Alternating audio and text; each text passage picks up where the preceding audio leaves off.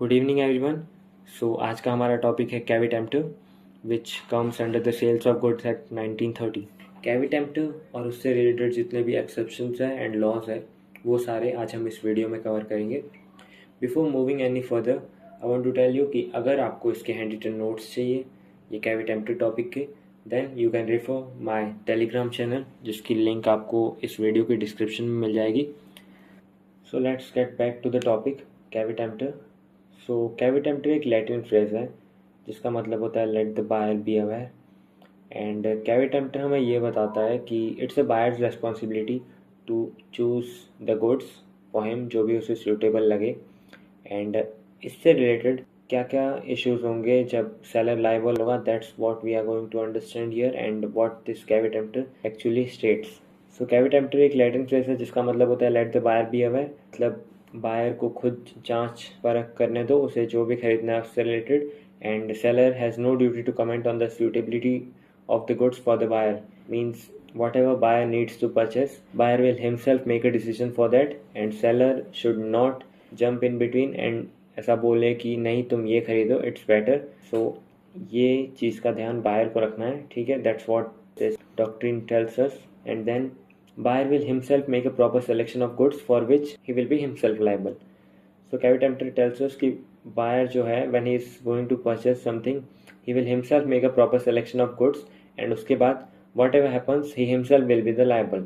लेकिन इसके लिए कुछ conditions है जिसमें से पहली condition हमारी ये है कि to make this doctrine apply seller must make the goods available for examination by buyer, मतलब सेलर को गुड्स अवेलेबल करा देने चाहिए बायर को सो दैट बायर उसकी जांच परख कर सके, मीन्स उसको वेरीफाई कर सके। बट वो वेरीफाई करे या ना करे दैट्स नॉट समथिंग जो सेलर का इशू है। Like seller does not need to think about कि उसने वेरिफिकेशन किया कि नहीं किया। Seller just need to make the goods available for examination by buyer. सिर्फ सेलर को उसके गुड्स सामने अवेलेबल कर देने हैं, देन बायर चॉइस करेगा विथ और without verification, it does not matter. अगर सेलर ने गुड्स अवेलेबल कर दिए थे एंड उसके बाद बायर सेलेक्ट करता है goods and then some issue happens, then it will be buyer's problem, ठीक है। Buyer will be liable for that. Then इससे हमें पता चलता है कि ये जो डॉक्ट्रिन ऑफ कैविटेम्प्टर है this runs in the favour of seller. ये सेलर के फेवर में run because it makes buyer liable and not the seller exactly. So let's see some examples of this caveat emptor rule। सबसे पहले example 18, don't mind the numbers here।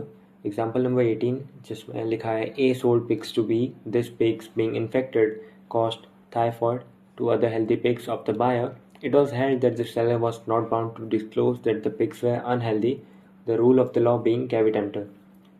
So this example states कि A ने कुछ pigs बेचे थे B को and ये pigs infected थे जिससे टाइफॉइड हो गया अदर हेल्दी पिग्स बायर के, जो जिसने पिग्स खरीदे थे उसके बाद जो ऑलरेडी कुछ पिग्स थे उनको भी टाइफॉइड हो गया इन इन्फेक्टेड पिग्स की वजह से।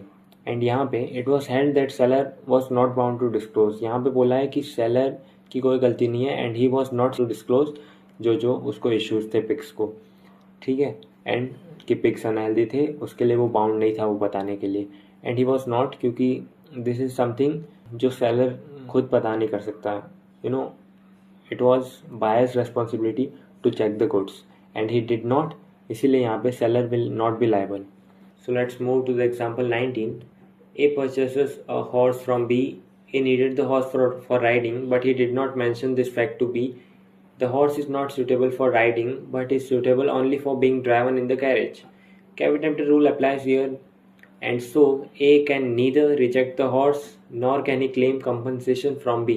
ये एग्जाम्पल कहता है कि यहाँ पे दो पर्सन है A एंड B। A ने एक घोड़ा परचेस किया, खरीदा था B से। A को वो हॉर्स राइडिंग के लिए चाहिए था लेकिन उसने ये फैक्ट मेंशन नहीं किया कि मुझे किस काम के लिए चाहिए। देन सेल होने के बाद पता चला कि जो हॉर्स है वो हॉर्स राइडिंग के लिए सूटेबल नहीं है and he is only suitable for the carriage, जो घोड़ा गाड़ी होती है उसके लिए वो सूटेबल है। तो यहाँ पे बिकॉज ए ने ये मेंशन नहीं किया कि उसे घोड़ा क्यों चाहिए, इसीलिए यहाँ पे सेलर लायबल नहीं होगा।